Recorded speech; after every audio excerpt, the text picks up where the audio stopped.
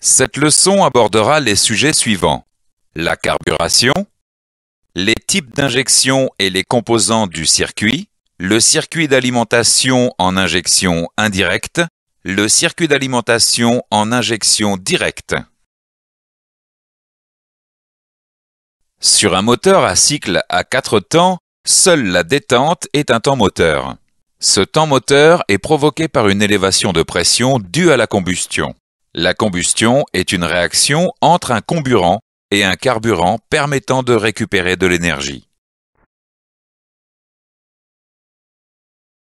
Dans un moteur, le comburant utilisé est l'air ambiant. L'air est composé des gaz suivants: l'azote pour 79% et l'oxygène pour 20%.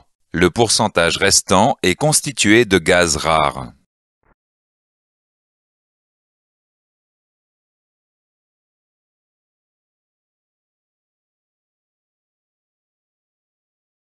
Dans un moteur, le comburant utilisé est l'air ambiant. L'air est composé des gaz suivants: l'azote pour 79% et l'oxygène pour 20%. Le pourcentage restant est constitué de gaz rares. Le carburant est un mélange d'hydrocarbures. Les hydrocarbures sont composés de deux éléments, l'hydrogène et le carbone. L'indice d'octane est une caractéristique représentative de la qualité du carburant. Un carburant avec un indice d'octane trop faible s'enflammera lors de la compression et avant l'allumage de la bougie, la combustion n'est pas maîtrisée. Un carburant avec un indice d'octane correct s'enflammera lors de l'allumage de la bougie, la combustion est alors maîtrisée. Cet indice détermine la facilité plus ou moins grande du carburant à s'auto-enflammer. Il convient de respecter les préconisations du constructeur. Il existe deux grands types de carburant, le carburant plombé et le carburant sans plomb. Cliquez sur la pastille bleue pour voir les caractéristiques du carburant plombé. Le plomb présent dans le supercarburant a deux fonctions: augmenter l'indice d'octane et lubrifier les soupapes d'échappement. Le plomb a maintenant été remplacé par un additif au potassium qui assure les mêmes fonctions tout en étant moins nocif. Cliquez sur la pastille verte pour voir les caractéristiques du carburant sans plomb. Le carburant sans plomb utilise d'autres additifs afin d'obtenir un indice d'octane suffisant. Tous les véhicules dotés d'un pot catalytique doivent utiliser du carburant sans plomb. Les véhicules sans pot catalytique, mais dont les soupapes sont en acier, peuvent également utiliser ce type de carburant.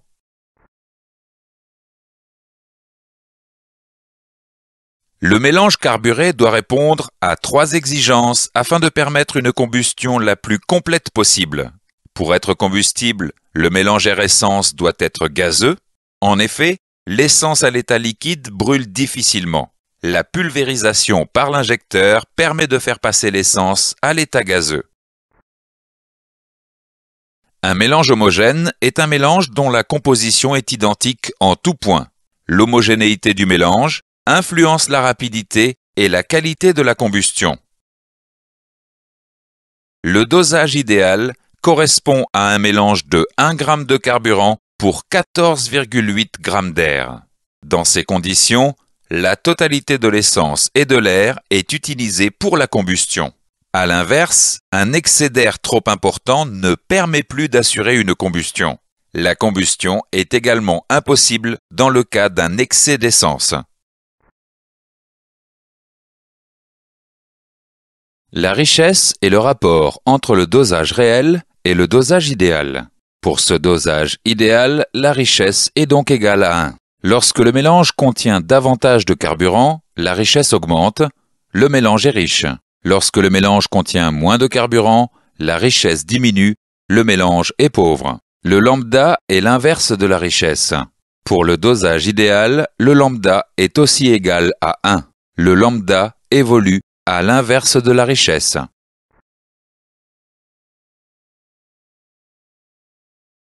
Parmi tous les dosages possibles, seule une plage de dosage est utilisée selon les phases de fonctionnement. Le dosage de rendement correspond à un mélange pauvre de 1 pour 18. Le léger excès d'air permet de brûler l'intégralité de l'essence afin d'obtenir le rendement maximum. Ce dosage économique est utilisé pour les régimes moyens. Le dosage de puissance correspond à un mélange riche de 1 pour 12. La richesse du mélange assure une combustion rapide et donc un couple moteur plus important. Ce dosage est utilisé lors des demandes de puissance. Des stratégies d'enrichissement sont également adoptées dans les situations suivantes. Fonctionnement au ralenti afin de compenser le mauvais remplissage du moteur. Démarrage à froid afin de compenser la condensation de l'essence du mélange.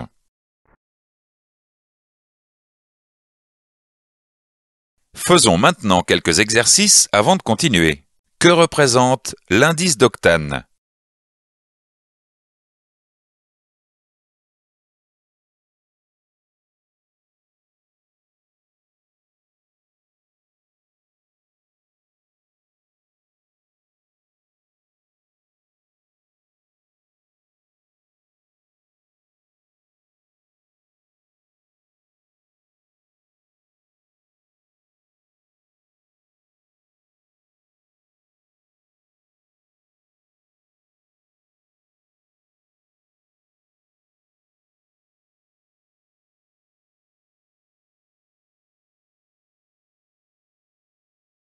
Quelle est la valeur de la richesse lorsque le dosage est de 1 pour 14,8?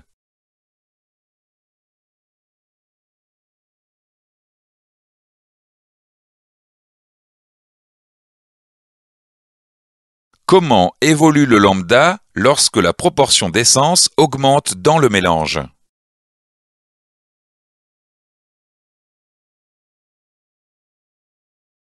Dans ce chapitre, nous avons vu les points suivants. La combustion est une réaction entre un comburant et un carburant permettant de récupérer de l'énergie. Dans un moteur, le comburant utilisé est l'air ambiant. L'air contient de l'azote, de l'oxygène et des gaz rares. Le carburant est un mélange d'hydrocarbures. Les hydrocarbures sont composés d'hydrogène et de carbone. L'indice d'octane détermine la facilité plus ou moins grande du carburant à s'auto-enflammer. La pulvérisation par l'injecteur permet de faire passer l'essence à l'état gazeux. L'homogénéité du mélange influence la rapidité et la qualité de combustion. Le dosage idéal correspond à un mélange de 1 g de carburant pour 14,8 g d'air. La richesse est le rapport entre le dosage réel et le dosage idéal. Le lambda est l'inverse de la richesse. Il existe différents critères pour distinguer les types d'injection. Le premier critère correspond au nombre d'injecteurs. Un système d'injection monopoint comporte un seul injecteur. Cet injecteur est situé en amont du papillon des gaz. Un système d'injection multipoint comporte un injecteur par cylindre. Sur les systèmes d'injection multipoint, il existe 3 modes d'injection. En injection simultanée, tous les injecteurs sont actionnés en même temps. En injection semi-séquentielle, les injecteurs sont actionnés 2 par 2. En injection séquentielle, chaque injecteur est actionné indépendamment. Le dernier critère de distinction est l'endroit où le carburant est injecté. Sur un système d'injection indirecte, l'essence est injectée avant la soupape d'admission. Sur un système d'injection directe, l'essence est injectée directement dans la chambre de combustion.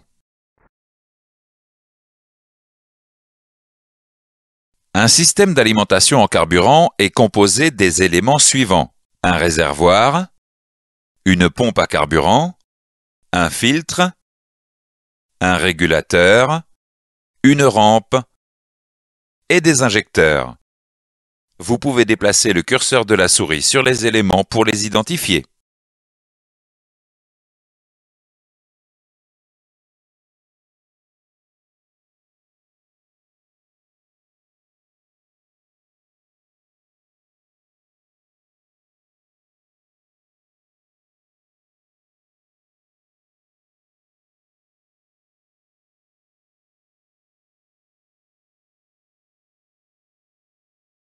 La pompe à carburant aspire le carburant du réservoir et alimente le circuit. La pompe à carburant permet de fournir le débit de carburant. Le filtre à carburant élimine les impuretés qui pourraient endommager les pièces sensibles du circuit. Le régulateur maintient une pression de carburant adéquate dans le circuit d'alimentation. Cette pression de carburant est aussi appelée pression d'injection. La rampe assure la distribution du carburant aux injecteurs. Les injecteurs pulvérisent le carburant dans le circuit d'admission d'air. Les systèmes d'alimentation en carburant sont sensibles à la pollution. L'introduction d'impuretés peut entraîner le grippage ou la non-étanchéité d'un élément. Les principes de propreté doivent s'appliquer du filtre à carburant jusqu'aux injecteurs. Les consignes de propreté sont décrites dans la documentation technique. Faisons maintenant quelques exercices avant de continuer. À quel type d'injection correspondent ces représentations?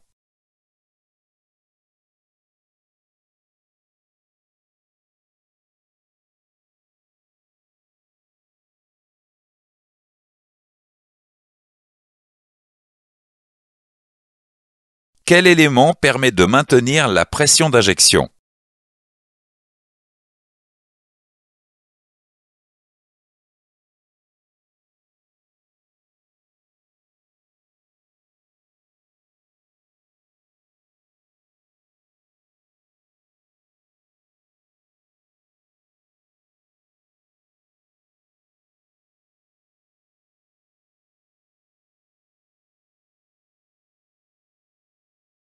Dans ce chapitre, nous avons vu les points suivants. Il existe deux types d'injection, le système d'injection monopoint et le système d'injection multipoint. Sur les systèmes d'injection multipoint, il existe trois modes d'injection, l'injection simultanée, l'injection semi-séquentielle et l'injection séquentielle. L'injection peut se faire avant la soupape d'admission ou directement dans la chambre de combustion. Un système d'alimentation en carburant est composé d'un réservoir, d'une pompe à carburant, d'un filtre, d'un régulateur, d'une rampe et d'injecteurs. La pompe à carburant permet de fournir le débit de carburant. Le filtre à carburant élimine les impuretés qui pourraient endommager les pièces sensibles du circuit. Le régulateur permet de maintenir la pression d'injection. La rampe distribue le carburant aux injecteurs qui le pulvérisent dans le circuit d'admission d'air. Vous devez respecter les consignes de propreté lors d'une intervention sur le circuit d'alimentation en carburant. Le premier élément du circuit d'alimentation en carburant est le réservoir. La législation anti-pollution a supprimé la mise à l'air libre directe du réservoir et imposé certains dispositifs.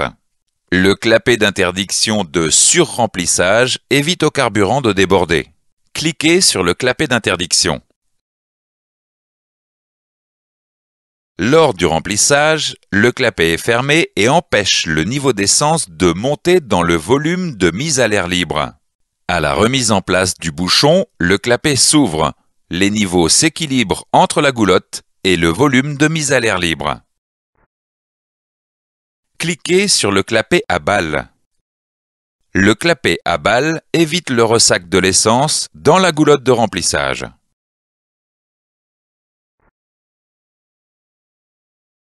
Le premier élément du circuit d'alimentation en carburant est le réservoir. La législation anti-pollution a supprimé la mise à l'air libre directe du réservoir et imposé certains dispositifs. Le clapet d'interdiction de surremplissage évite au carburant de déborder. Cliquez sur le clapet d'interdiction. Lors du remplissage, le clapet est fermé et empêche le niveau d'essence de monter dans le volume de mise à l'air libre. À la remise en place du bouchon, le clapet s'ouvre. Les niveaux s'équilibrent entre la goulotte et le volume de mise à l'air libre. Cliquez sur le clapet à balles. Le clapet à balles évite le ressac de l'essence dans la goulotte de remplissage.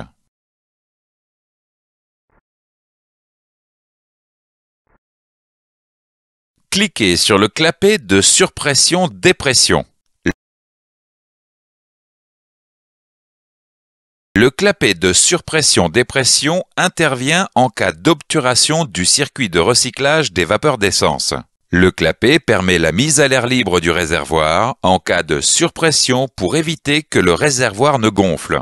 Le clapet laisse entrer l'air en cas de dépression lors de la consommation de carburant pour éviter que le réservoir ne s'écrase. Cliquez sur le clapet anti-fuite. Le clapet anti-fuite, quant à lui, évite que le réservoir ne se vide en cas de retournement du véhicule.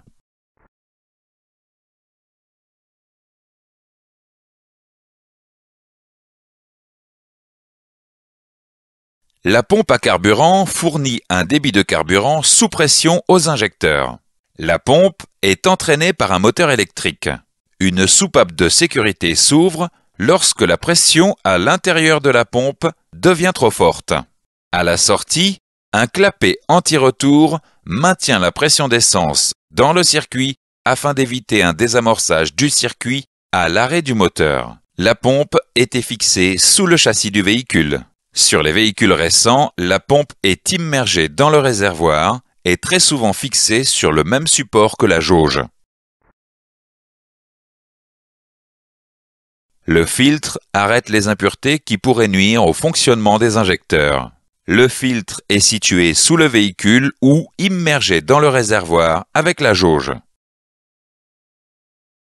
La rampe d'injection fait le lien entre le circuit d'alimentation et les injecteurs. Elle est généralement en alliage léger ou en matériaux composites. La rampe d'injection peut être équipée d'un amortisseur de pulsation qui évite les ondes de pression dans le carburant.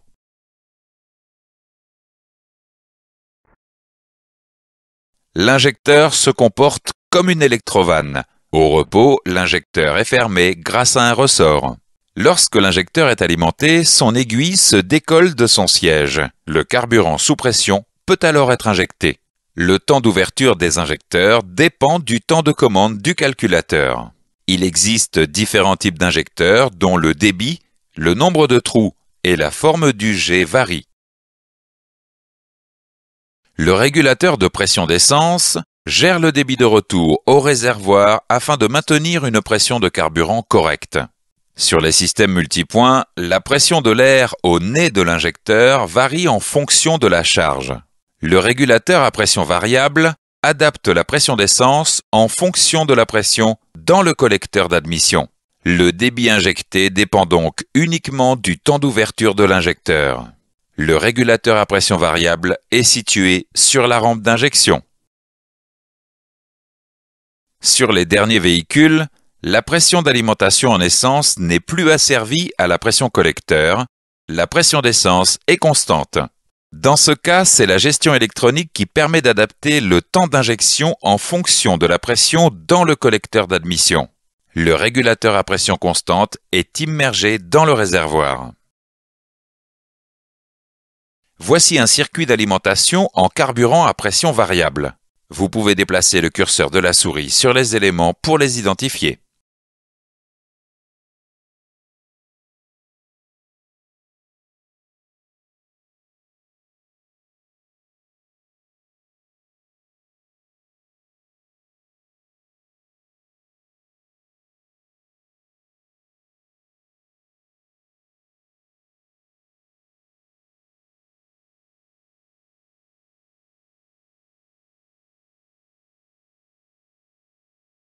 Voici un circuit d'alimentation en carburant à pression constante. Vous pouvez déplacer le curseur de la souris sur les éléments pour les identifier.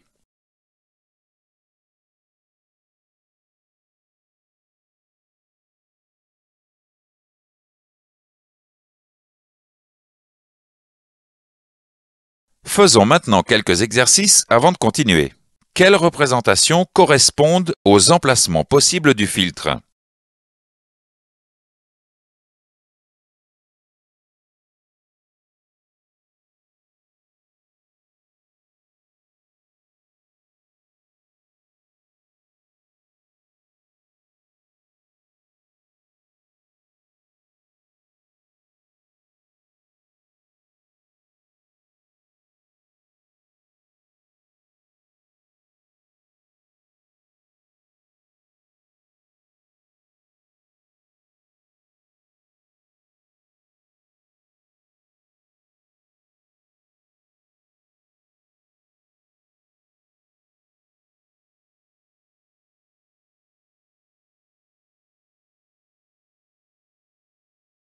Sur un système à régulateur à pression variable, comment évolue la pression de carburant lorsque la pression collecteur augmente?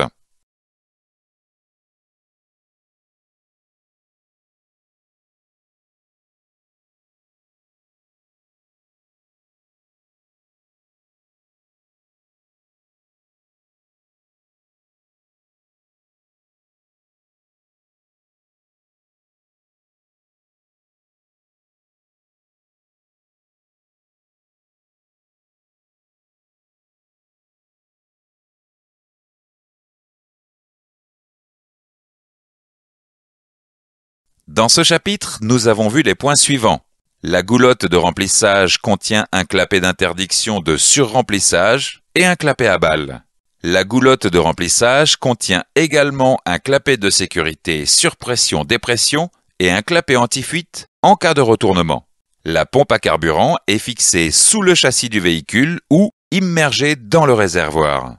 Le filtre est situé sous le véhicule ou immergé dans le réservoir. La rampe d'injection fait le lien entre le circuit d'alimentation et les injecteurs. Elle peut être équipée d'un amortisseur de pulsation. L'injecteur se comporte comme une électrovanne. Le temps d'ouverture des injecteurs dépend du temps de commande du calculateur. Le régulateur à pression variable adapte la pression d'essence en fonction de la pression dans le collecteur d'admission. Avec un régulateur à pression constante, la gestion électronique adapte le temps d'injection en fonction de la pression dans le collecteur d'admission. Le système d'alimentation en carburant d'une injection directe est constitué de deux circuits.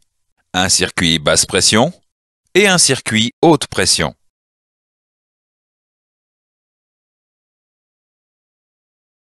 Le système d'alimentation en carburant d'une injection directe est constitué de deux circuits. Un circuit basse pression et un circuit haute pression. Le circuit basse pression est identique au circuit d'alimentation en carburant d'un système d'injection indirecte. Le circuit basse pression est constitué des éléments suivants: une pompe d'alimentation, un filtre et un régulateur. Le circuit basse pression alimente la pompe haute pression avec une pression constante. Le circuit haute pression est constitué des éléments suivants: une pompe haute pression, une rampe d'injection, des injecteurs, un régulateur de pression et un capteur de pression. Vous pouvez déplacer le curseur de la souris sur les éléments pour les identifier.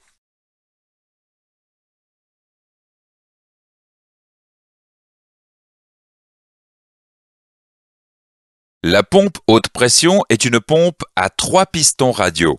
La pompe haute pression est entraînée mécaniquement par l'arbre à cam d'admission. La pompe haute pression alimente la rampe en carburant sous une pression de l'ordre de 100 bars.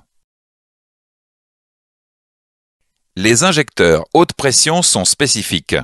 Ces injecteurs sont conçus pour être étanches aux pressions élevées et pour résister à la chaleur de la chambre de combustion. La tension d'alimentation des injecteurs haute pression peut atteindre 70 volts. Le principe de fonctionnement des injecteurs haute pression est cependant identique à celui des injecteurs des systèmes d'injection indirecte. Le régulateur de pression du système d'injection directe est une électrovanne pilotée par le calculateur. Cette électrovanne permet de gérer la pression dans la rampe en modulant une fuite de carburant vers le circuit basse pression. Le capteur de pression est monté sur la rampe d'injection. Ce capteur transmet l'information pression de carburant dans la rampe au calculateur d'injection. Le calculateur peut ainsi ajuster le pilotage du régulateur de pression afin d'obtenir la pression désirée.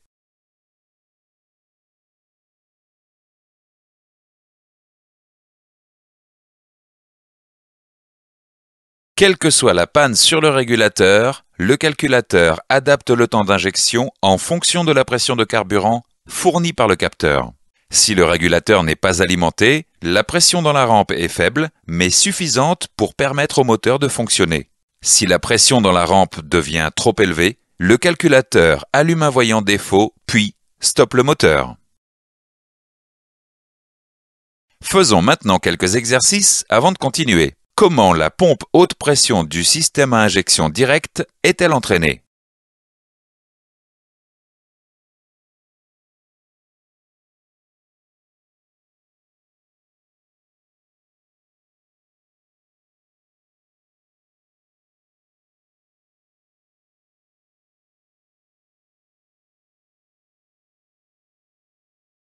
Quelle est la tension d'alimentation des injecteurs sur un système d'injection directe? Dans ce chapitre, nous avons vu les points suivants. Le système d'alimentation en carburant d'une injection directe est constitué d'un circuit basse pression et d'un circuit haute pression.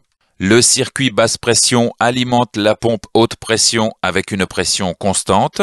Le circuit haute pression est constitué d'une pompe haute pression, d'une rampe d'injection, d'injecteurs, d'un régulateur de pression et d'un capteur de pression. La pompe haute pression alimente la rampe en carburant sous une pression de l'ordre de 100 bars.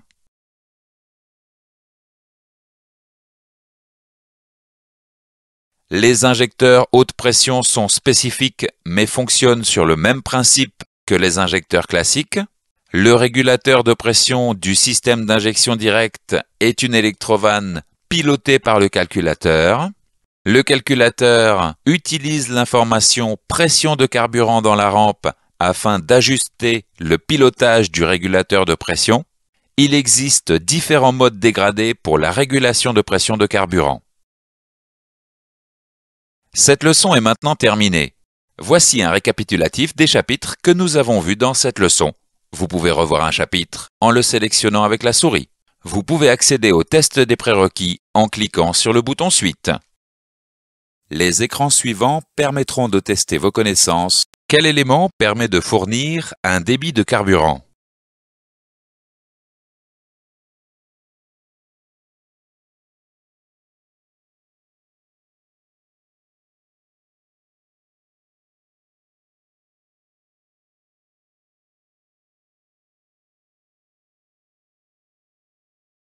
Quelles représentations correspondent aux emplacements possibles de la pompe à carburant?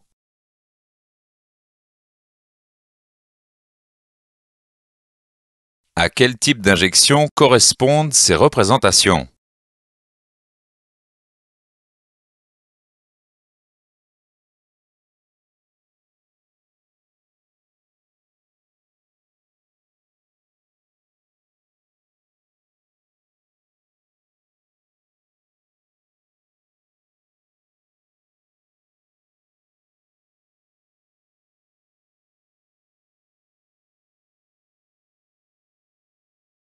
Quel est le nom de ces éléments?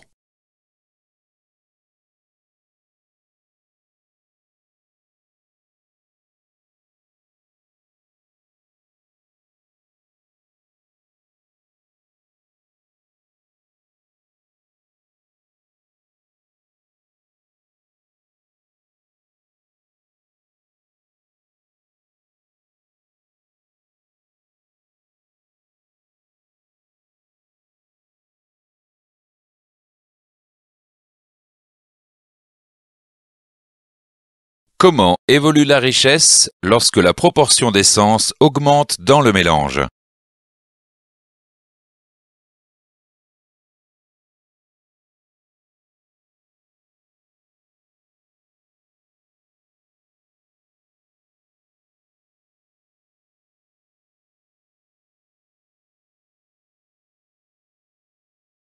Félicitations, vous avez réussi ce test.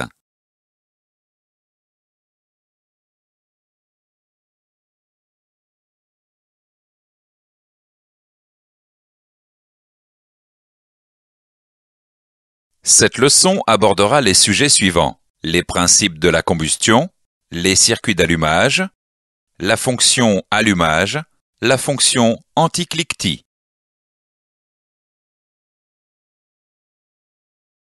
Le rôle de l'allumage est d'amorcer la combustion du mélange air-essence à l'instant le plus favorable. La combustion transforme le mélange air-essence en énergie calorifique. L'augmentation de chaleur entraîne une élévation de pression dans la chambre de combustion. Cette élévation de pression provoque le déplacement du piston. La combustion dans le moteur se produit en deux phases. L'amorçage permet d'amener un point du mélange à une température suffisamment élevée pour amorcer l'inflammation.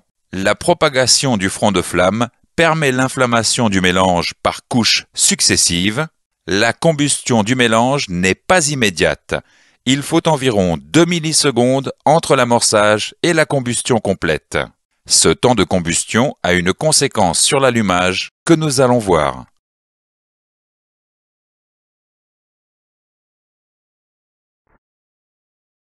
Cliquez sur la bougie pour amorcer la combustion au point mort haut. Si l'amorçage de la combustion a lieu au point mort haut, PMH, la pression due à la combustion devient maximale alors que le piston est déjà descendu. La force exercée sur le piston ne s'applique donc que sur une partie de la détente. Le couple produit est faible. Cliquez sur la bougie pour amorcer la combustion avant le PMH. Si, par contre, l'allumage a lieu avant le PMH, la combustion sera complète au PMH. La pression due à la combustion sera maximale et s'appliquera durant toute la détente. Le couple produit sera plus important. Il est donc nécessaire d'amorcer la combustion avant la fin de la compression pour obtenir la plus grande efficacité. L'allumage avant le PMH s'appelle l'avance à l'allumage.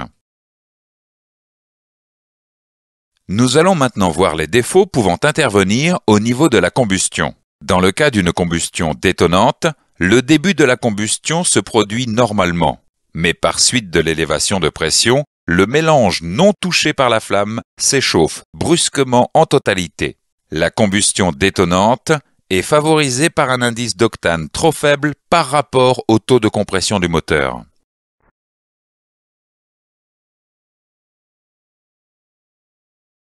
L'auto-allumage est l'inflammation spontanée du mélange avant l'apparition de l'étincelle. L'auto-allumage est dû à une compression excessive qui élève la température du mélange au-dessus du seuil d'inflammation spontanée. Le préallumage est l'inflammation non commandée du mélange avant l'étincelle. Cette inflammation se produit au contact d'un point chaud de la chambre de combustion. Ce point chaud peut être dû à une arête vive, à une électrode de bougie ou à une soupape d'échappement trop chaude. Tous ces défauts de combustion conduisent à une combustion anarchique. La rencontre de deux fronts de flamme produit une onde de choc appelée cliquetis. Le cliquetis provoque une brutale surchauffe pouvant aller jusqu'à la fusion des électrodes de bougie ou de la tête de piston. Faisons maintenant un exercice avant de continuer. Qu'est-ce que l'auto-allumage ?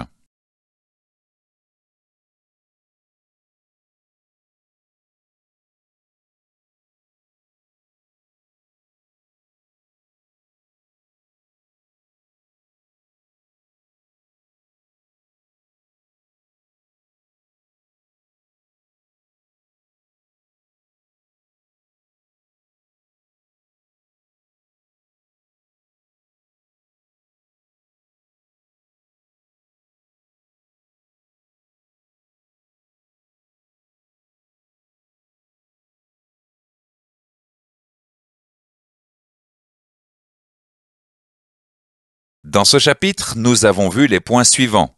Le rôle de l'allumage est d'amorcer la combustion du mélange air-essence à l'instant le plus favorable. La combustion dans le moteur se produit en deux phases, l'amorçage et la propagation du front de flamme. Il est nécessaire d'amorcer la combustion avant la fin de la compression pour obtenir la plus grande efficacité. La combustion détonante est une propagation instantanée du front de flamme.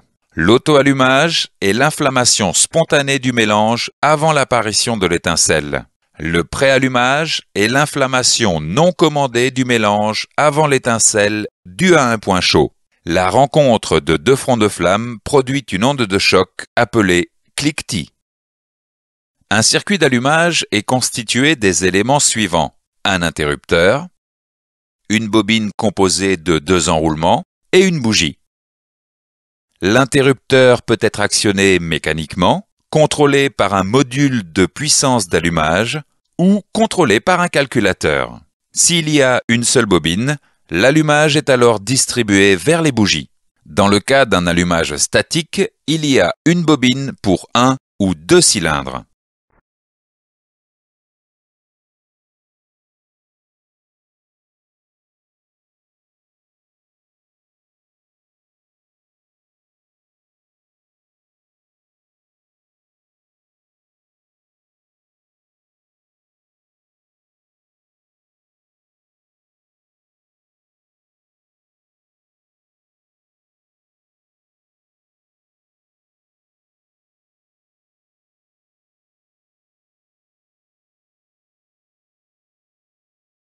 Il existe 2 circuits, le circuit primaire et le circuit secondaire. Cliquez sur l'interrupteur pour voir le fonctionnement de l'allumage. Lors de la charge de la bobine, le circuit primaire est fermé. L'interrupteur s'ouvre. L'ouverture du circuit primaire induit une forte tension dans la bobine du circuit secondaire. Cette forte tension provoque une étincelle à la bougie. Vous pouvez cliquer sur l'interrupteur pour faire fonctionner le circuit.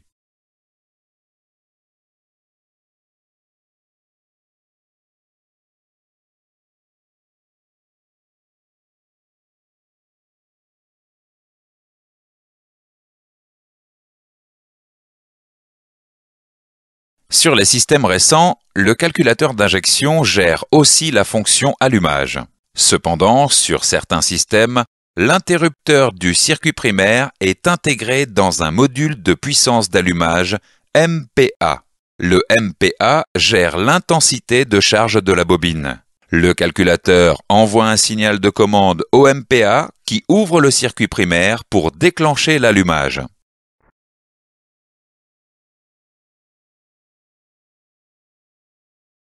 Sur un circuit dit jumeau-statique, une bobine est affectée à chaque couple de cylindres. Chacune des extrémités du circuit secondaire est raccordée à une bougie. Le calculateur pilote directement les bobines. Au point d'allumage, une étincelle jaillit à chacune des 2 bougies. Une étincelle est utilisée en fin de compression pour l'allumage. L'autre étincelle est produite en fin d'échappement et est dite perdue. Sur un système dit à bobine crayon, il y a une bobine par cylindre. Il existe 2 configurations. Cliquez sur le calculateur pour voir le fonctionnement de la première configuration. Dans le premier cas, 2 bobines sont montées en série et pilotées par le même étage de sortie du calculateur. Il y a donc à chaque fois 2 étincelles, comme dans le cas d'une bobine jumeau-statique.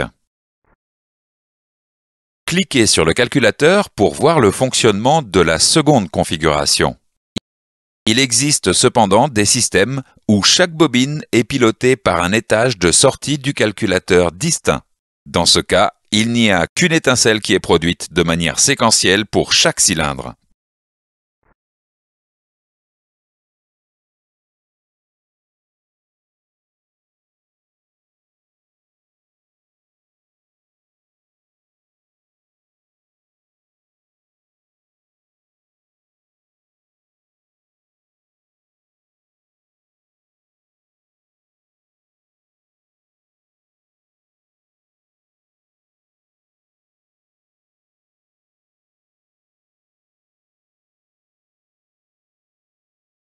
Les bougies fonctionnent à des températures comprises entre 350 et 850 degrés Celsius.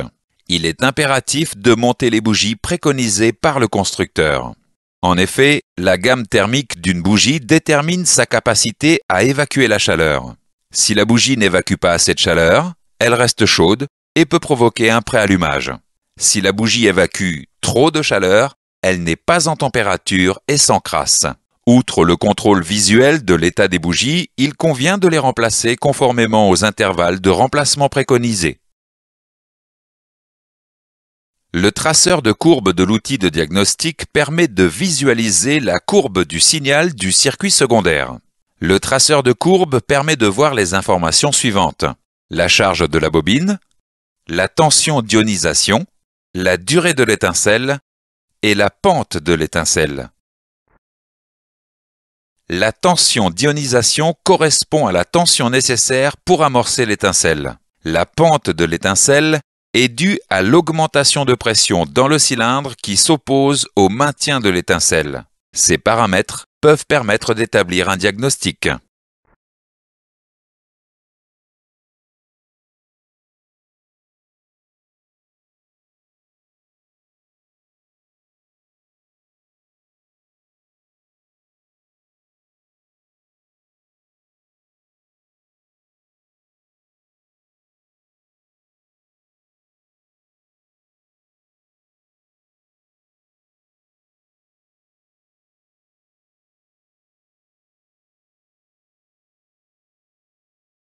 Plusieurs facteurs peuvent influencer la courbe d'allumage.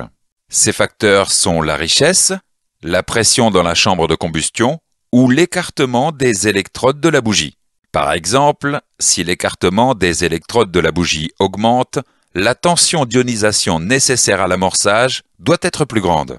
Mais comme l'énergie disponible au niveau de la bobine reste identique, la décharge s'effectue plus rapidement. L'étincelle est plus brève. Faisons maintenant quelques exercices avant de continuer. Quel est le nom de chacun des éléments?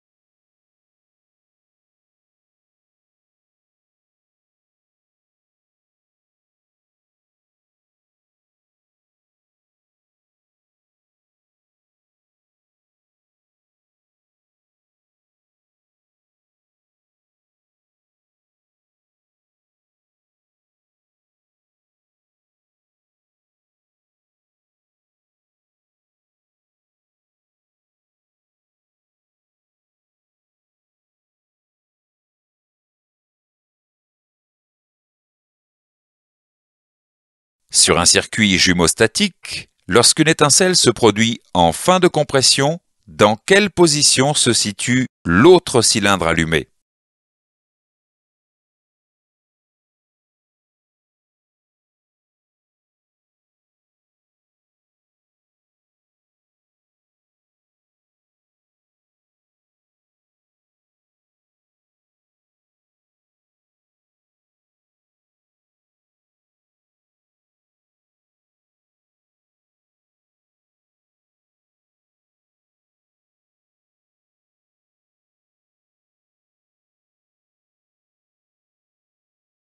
Quelle sera la courbe d'allumage si l'écartement des électrodes de la bougie augmente?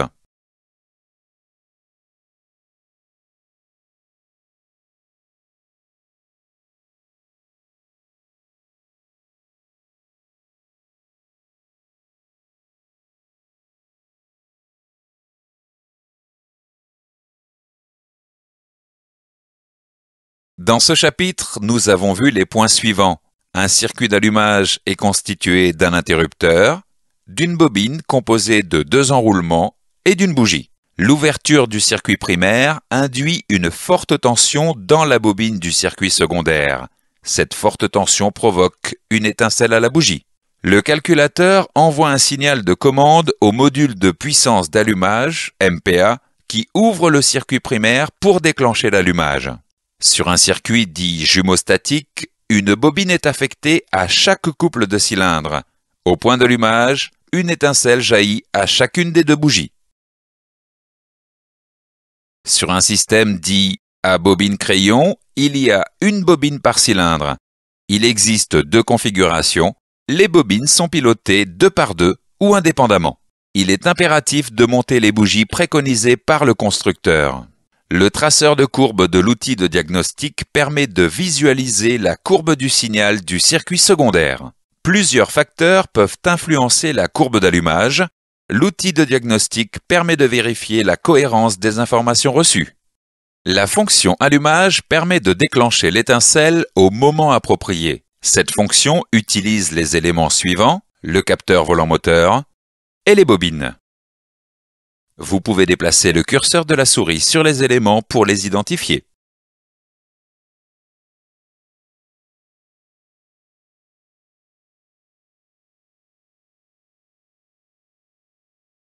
Le capteur volant-moteur est un capteur inductif. Ce capteur est situé en face d'une cible dentée montée sur le volant-moteur. Cliquez sur la cible pour voir le signal du capteur. Le signal du capteur permet de déterminer la vitesse de rotation de la cible et donc du moteur. La cible dentée comporte également une ou plusieurs doubles dents. Cette double dent provoque un signal particulier au niveau du capteur inductif. Le calculateur connaît, grâce à ce signal, la position du vilebrequin par rapport au point mort haut des cylindres. Le calculateur d'injection reçoit le signal du capteur volant-moteur. Le calculateur détermine, grâce au régime moteur, l'avance à l'allumage nécessaire. Le signal correspondant à la double dent informe le calculateur sur la position du vilebrequin par rapport au point mort haut. Le calculateur détermine le moment de l'allumage par rapport à ce signal et à l'avance désirée. Vous pouvez déplacer le curseur de la souris sur les éléments pour voir les stratégies utilisées pour cette fonction.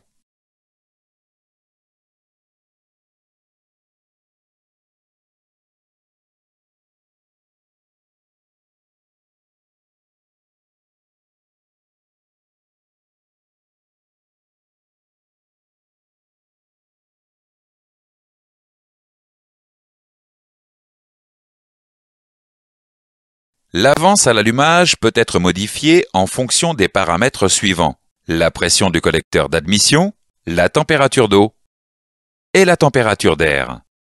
Vous pouvez déplacer le curseur de la souris sur les éléments pour voir les stratégies utilisées pour cette fonction.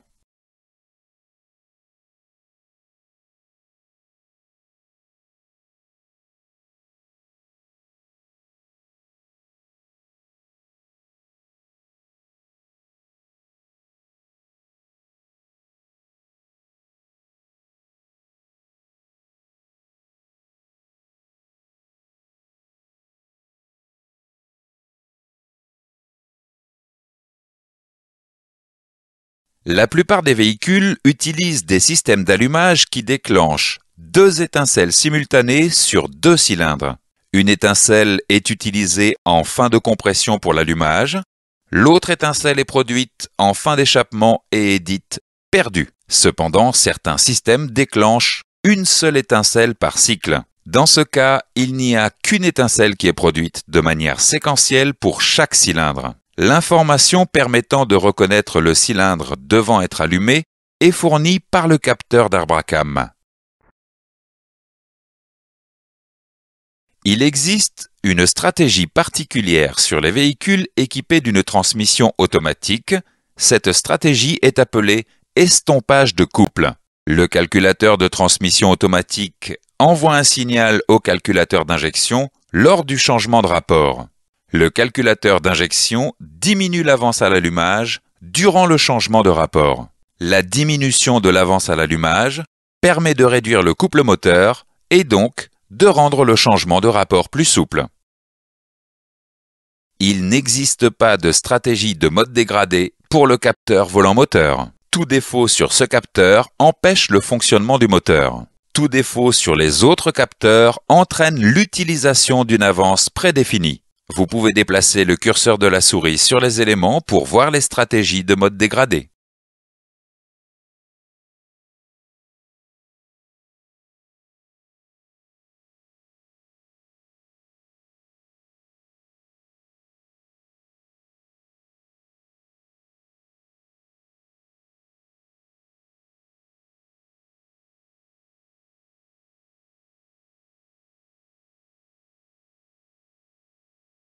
Faisons maintenant quelques exercices avant de continuer. Quel capteur permet de déterminer la position du vilebrequin par rapport au point mort haut? Quelle est la conséquence d'un capteur? Quelle est la conséquence d'un capteur? Quelle est la conséquence d'un capteur volant moteur en défaut?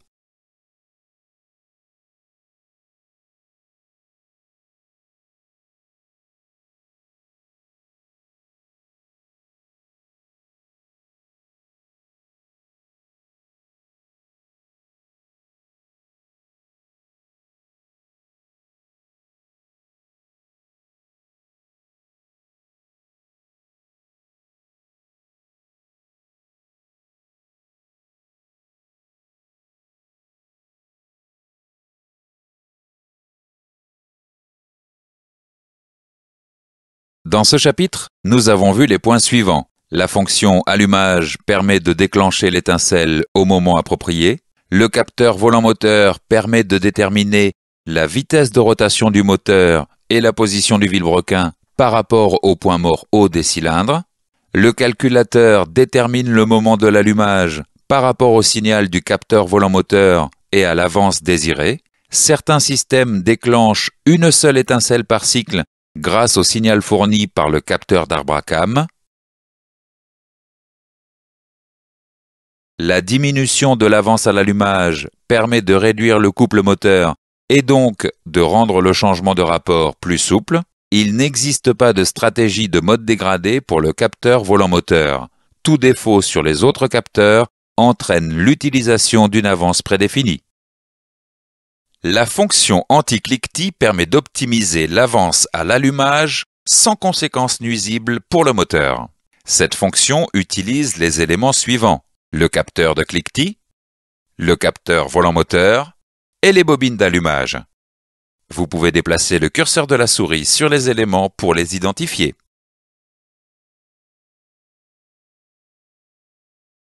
Le capteur de cliquetis est un capteur piézoélectrique vissé sur la culasse ou le bloc moteur. Cliquez sur le capteur pour voir son fonctionnement.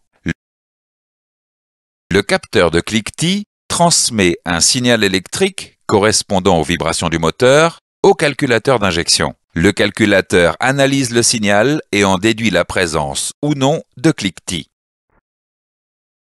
Il existe deux types de cliquetis. Le cliquetis non destructeur qui est audible et dégrade le rendement du moteur. Le cliquetis destructeur qui est inaudible et peut occasionner des dégâts au moteur. Le calculateur adopte des stratégies différentes en fonction du cliquetis détecté. Le capteur de cliquetis est un capteur piézoélectrique vissé sur la culasse ou le bloc moteur. Cliquez sur le capteur pour voir son fonctionnement.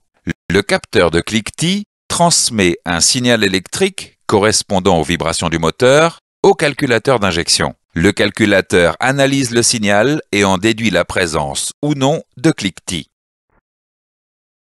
Il existe deux types de cliquetis. Le cliquetis non destructeur qui est audible et dégrade le rendement du moteur. Le cliquetis destructeur qui est inaudible et peut occasionner des dégâts au moteur. Le calculateur adopte des stratégies différentes en fonction du cliquetis détecté. Voyons d'abord la stratégie adoptée dans le cas d'un cliquetis non destructeur. Le calculateur détermine une avance à l'allumage correspondant aux paramètres de fonctionnement. Si le calculateur détecte du cliquetis non destructeur sur un cylindre, il retarde l'allumage de 5 degrés sur le cylindre concerné. Le calculateur revient ensuite progressivement à l'avance initiale. Cette correction n'est pas visible à l'aide de l'outil de diagnostic.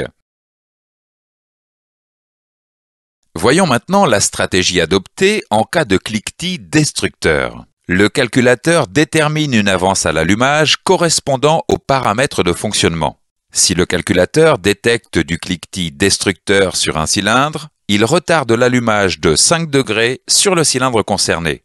Mais le calculateur retarde également, à titre préventif, l'allumage de 1 degré sur les autres cylindres. Le calculateur revient ensuite progressivement à l'avance initiale, moins 1 degré sur le cylindre concerné. Dans le cas d'un défaut sur le capteur de cliquetis, le calculateur utilise une avance à l'allumage réduite afin de diminuer le risque de cliquetis. Vous pouvez déplacer le curseur de la souris sur les éléments pour voir les stratégies de mode dégradé.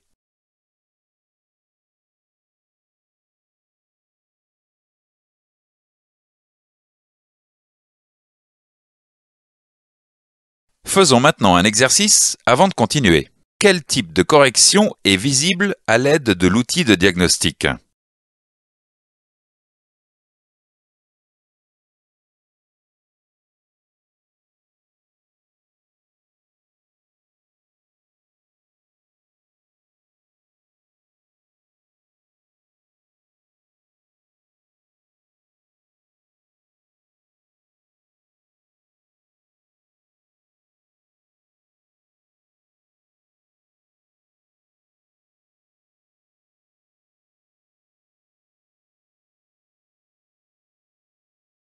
Dans ce chapitre, nous avons vu les points suivants. La fonction anti-cliquetis permet d'optimiser l'avance à l'allumage sans conséquences nuisibles pour le moteur. Le capteur de cliquetis est un capteur piézoélectrique vissé sur la culasse ou le bloc moteur.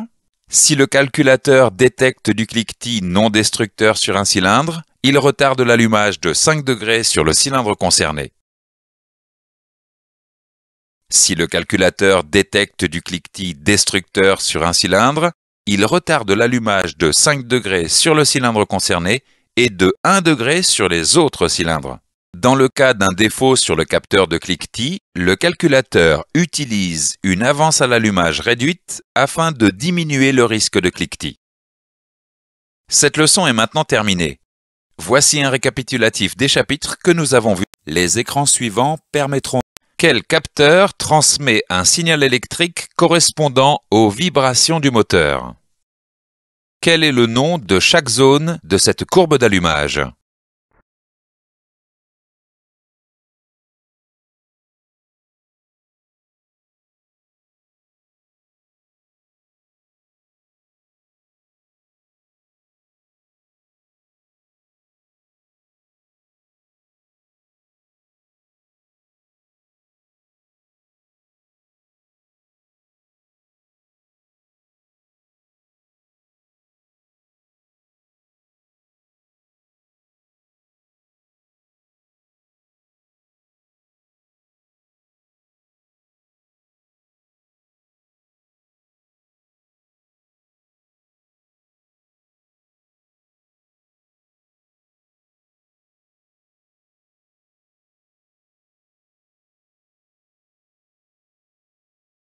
Quel est le nom de chaque circuit?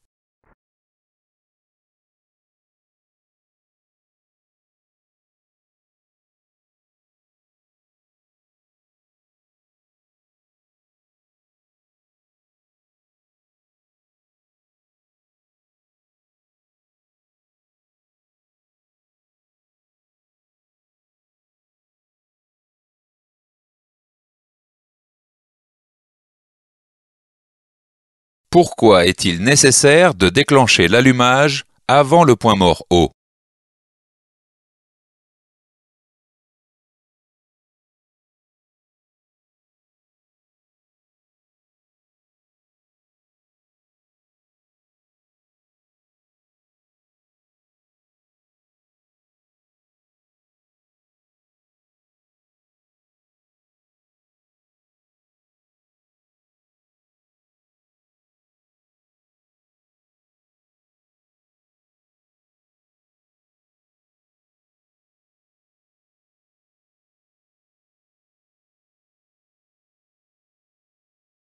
Quels paramètres peuvent modifier l'avance à l'allumage?